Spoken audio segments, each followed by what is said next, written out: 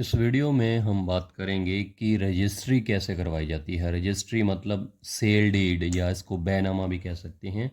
जो हम रजिस्ट्री करवाते हैं, कोई प्लॉट की रजिस्ट्री करवाते हैं, किसी मकान की रजिस्ट्री करवाते हैं, किसी फ्लैट की रजिस्ट्री करवाते हैं, मतलब ट्रांसफ़र करवाते हैं, कोई सेल या परचेज़ करते हैं कोई किसी भी प्रॉपर्टी का।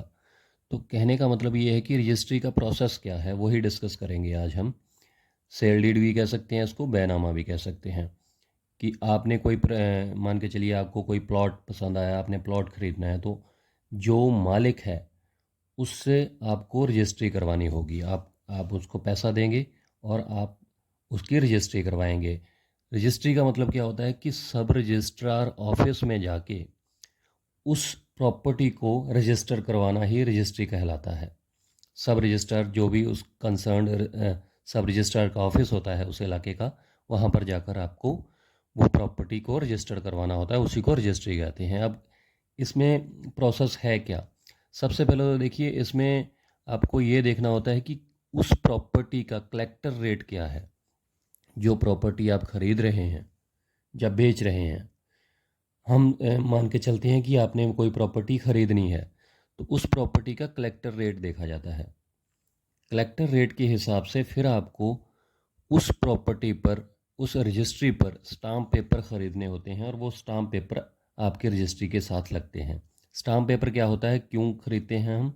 वो स्टाम्प ड्यूटी होती है, जो कि एक टैक्स होता है गवर्नमेंट को पे करने का। जो स्टेट गवर्नमेंट होती है वो हर रजिस्ट्री के ऊपर, हर सेल डीड के ऊपर, हर ट्रांसफ़र रजिस्टर्ड कोई भी प्रॉपर्टी जब होती है तो उस पर स्टाम्प ड्यूटी लेती है, टैक्स लेती है हर स्टेट गवर्नमेंट। तो स्टाम्प पेपर क्या होते हैं, एक प्रोसेस होता है, एक सोर्स होता है स्टेट गवर्नमेंट को, राज्य सरकार को टैक्स देने का, कि आपने ये प्रॉपर्टी खरीदी है, उस पर इतना टैक्स लगेगा। तो जो भी कलेक्टर रेट है उस प्रॉपर्टी का जो आप ख़रीद रहे हैं, उसके हिसाब से आपको स्टाम्प ड्यूटी देनी होती है। स्टाम्प पेपर आपको ख़रीदने होते हैं।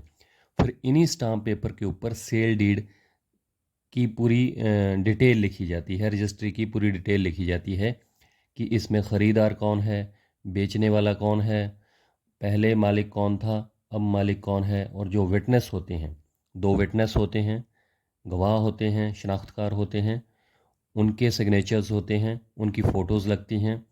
उसके बाद सब रजिस्ट्रार ऑफिस में, सब रजिस्ट्रार के सामने उनकी फ़ोटोज़ होती हैं, और उनके से मतलब सिग्नेचर्स भी होते हैं, फ़ोटोज़ भी होती हैं उनके सामने ही, और बायोमेट्रिक भी होती है, मतलब उनके हाथों के निशान भी लिए जाते हैं।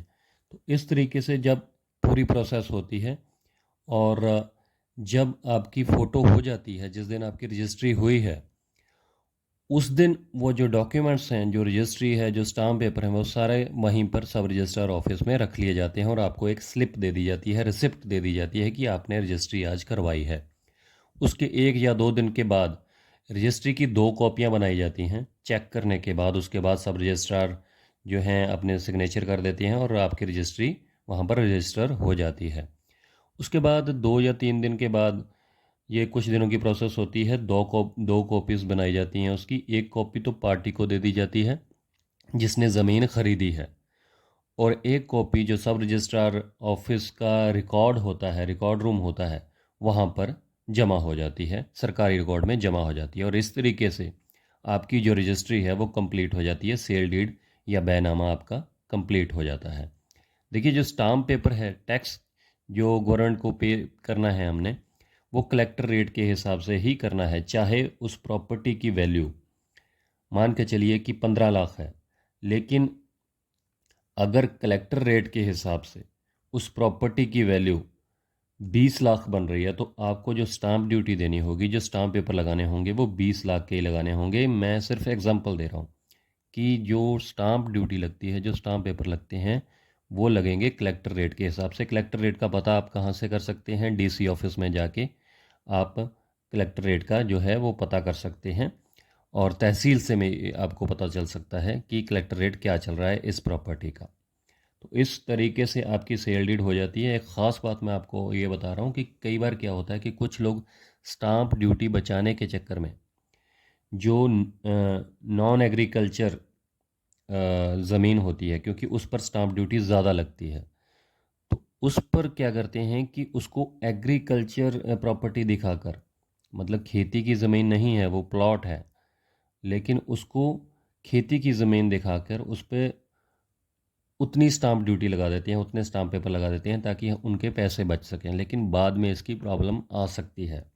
तो इसलिए जितने भी प्रॉपर स्टाम्प पेपर लगने चाहिए उसी हिसाब से अगर आप स्टाम्प पेपर लगाएंगे तो आपकी जो रजिस्ट्री है उसको बाद में कोई दिक्कत नहीं आएगी।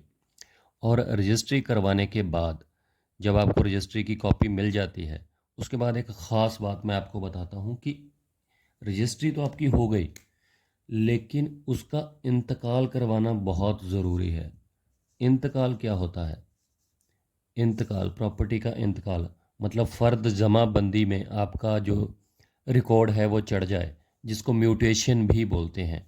तो इंतकाल करवाना बहुत ज़रूरी है। इसके लिए आपको क्या करवाना पड़ता है? अगर इंतकाल नहीं करवाएंगे तो चाहे आपने रजिस्ट्री करवा ली है, लेकिन सरकारी रिकॉर्ड में जो ऑनर है, जो मालिक है, वो पुराना ही नाम रहेगा, जिससे आपने ज़मीन खरीदी है उसी का नाम चढ़ा रहेगा। तो वो अगर फ्रॉड है बंदा जिसने आपको ज़मीन बेची है, वो किसी और को भी ज़मीन बेच सकता है, किसी और को भी रजिस्ट्री करवा सकता है, क्योंकि सरकारी रिकॉर्ड में, इंतकाल में, म्यूटेशन में, जमाबंदी में उसी का नाम बोलेगा जब तक आप उसको चेंज नहीं करवाएंगे। चेंज करवाने के लिए क्या करना पड़ेगा? आपको रजिस्ट्री की कॉपी, जो संबंधित कंसर्न्ड आपके एरिए का पटवारी है, उसको एक एप्लीकेशन और साथ में ये रजिस्ट्री की कॉपी देनी होगी। और कुछ ही दिनों के अंदर इंतकाल में, फ़र्द जमाबंदी में, म्यूटेशन में आपका नाम सरकारी रिकॉर्ड में चढ़ा दिया जाएगा। उसके बाद प्रॉपर तरीके से सरकारी रिकॉर्ड में आप ही का नाम एज ए ऑनर बोलेगा, मालिक के तौर पर।